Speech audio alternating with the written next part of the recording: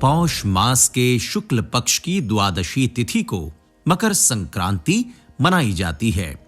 मकर संक्रांति का पर्व पूरे देश में बड़े ही धूमधाम के साथ मनाया जाता है।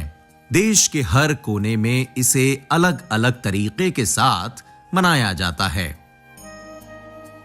शास्त्रों के अनुसार इस दिन दान और स्नान का बड़ा महत्व होता है। इसके साथ ही मकर संक्रांति पर देश के कई शहरों में पतंगबाजी की परंपरा भी है। इसीलिए इस पर्व को पतंग पर्व के तौर पर भी जाना जाता है। इस त्योहार पर लोग दोस्तों और रिश्तेदारों के साथ रंग बिरंगी पतंगें उड़ाते हैं। लेकिन क्या आप जानते हैं कि मकर संक्रांति में पतंग क्यों उड़ाते हैं? तो आइए आपको बताते हैं कि इस दिन पतंग क्यों उड़ाई जाती है और यह परंपरा शुरू कैसे हुई।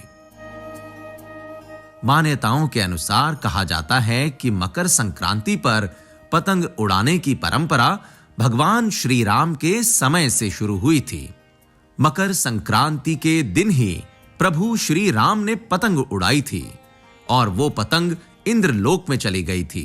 स्वर्ग लोक में पतंग इंद्र के पुत्र जयंत की पत्नी को मिली। उनको पतंग काफी पसंद आई और उसको उन्होंने अपने पास रख लिया। जयंत की पत्नी ने सोचा कि जिस किसी की भी यह पतंग है वो इसे लेने जरूर आएगा। उधर भगवान राम ने हनुमान जी को पतंग लाने के लिए भेज दिया। जब पवन पुत्र हनुमान ने जयंत की पत्नी से पतंग वापस करने के लिए कहा तो जयंत की पत्नी ने भगवान श्री राम के दर्शन पाने की इच्छा जता दी। हनुमान जी ने भगवान राम को पूरी बात बताई।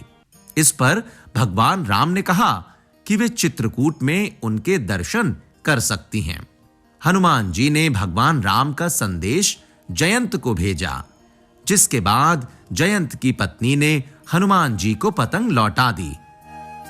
भगवान श्री राम की ओर से शुरू हुई ये परंपरा आज भी निभाई जा रही है। इसी परंपरा की वजह से मकर संक्रांति को पतंग पर्व भी कहा जाता है।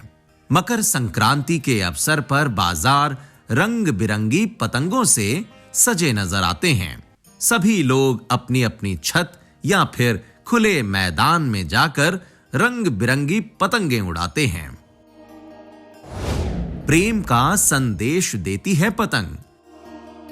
कहा जाता है कि इस पर्व से ही शुभ कार्यों की शुरुआत होती है, क्योंकि मकर संक्रांति के दिन से ही सूर्य उत्तर की ओर गमन करने लगते हैं। ऐसे में शुभ कार्यों की शुरुआत का जश्न मनाने के लिए पतंग का सहारा लिया जाता है। वैसे भी पतंग को शुभ, आजादी और खुशी का प्रतीक माना जाता है। इसीलिए स्वतंत्रता दिवस पर भी पतंग उड़ाई जाती है। ठीक इसी तरह घर में शुभता के आगमन की खुशी में भी मकर संक्रांति पर लोग पतंग उड़ाते हैं। कई जगहों पर लोग इस पर्व पर तिरंगे वाली पतंग भी उड़ाते हैं। माना जाता है कि पतंग उड़ाने से दिमाग संतुलित रहता है और दिल को एक खुशी का एहसास होता है। मकर संक्रांति पर बच्चों के लिए कई जगहों पर मेले का आयोजन भी होता है। इस पर्व पर लोग नाचते हैं, गाते हैं, पतंग उड़ाते हैं। कई लोग इस दौरान पवित्र नदियों में स्नान भी करते हैं। आपको बता दें कि मकर संक्रांति पर किया हुआ दान अक्षय फलदायी होता है। पतंग उड़ाने से सेहत को लाभ।